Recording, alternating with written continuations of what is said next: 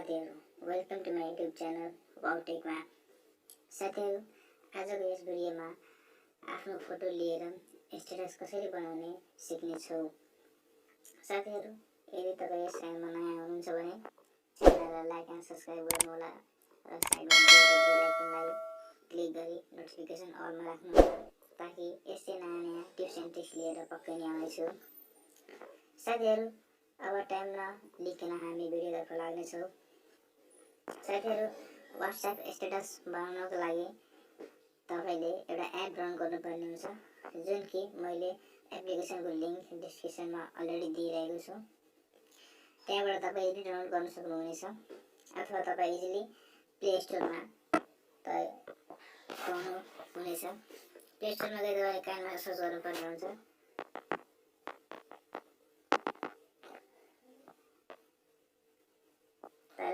सुरुमै पाउनुहुनेछ kinemaster।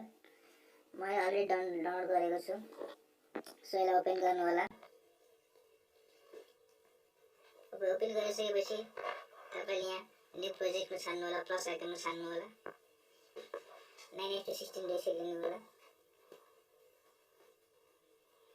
अब साथीहरु, तपाईले मिडियामा क्लिक गर्नु होला। मिडियामा क्लिक गरेपछि तपाईले आफ्नो पिक लिनु होला, कुनै एउटा पिक लिनु होला, वालमा भएको पिक लिनु होला। जस्तै कि म कुनै एउटा मैले यो लिए, यसलाई हामीले 10 सेकेन्ड राखौँला।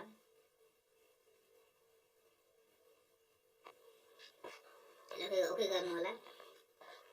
साथीहरु, यति भइसकेपछि तपाईले यहाँ लेयरमा जानु होला, मिडियामा जानु होला। यो सङको लिंक अलरेडी डिस्क्रिप्सनमा दिएको छु, त्यहाँबाट डाउनलोड गर्न सक्नुहुनेछ। लिनु होला, डाउनलोड गरेको लिनु होला। यससँग फुल स्क्रिन गर्नु होला र क्रोमा कीमा गएर यसलाई इनेबल गर्नु होला। साथीहरु, अब यो प्ले गरेर हेरौँ। साथीहरु,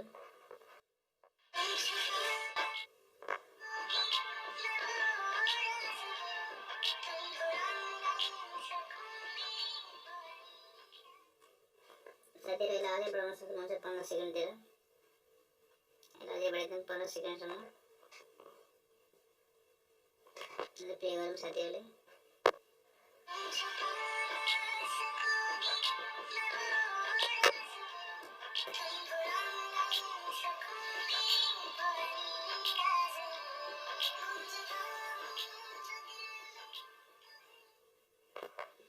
साथीहरु, अब यसमा तपाईले यहाँ लेयरमा गएर इफेक्ट हाल्न सक्नुहुनेछ, या अथवा ओभरलेमा गएर।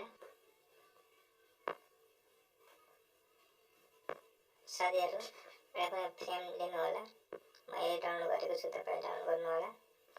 एक फ्रेम लिएर तपाईले आफ्नो पिक्चरमा भएको राम्रोसँग एड्रेस गर्नु होला। जस्तै कि म एड्रेस गरिरहेको छु, त्यस्तै राम्रोसँग मिलाएर एड्रेस गर्नु होला। मिलिसकेपछि मलाई प्ले गर्न सक्नुहुनेछ।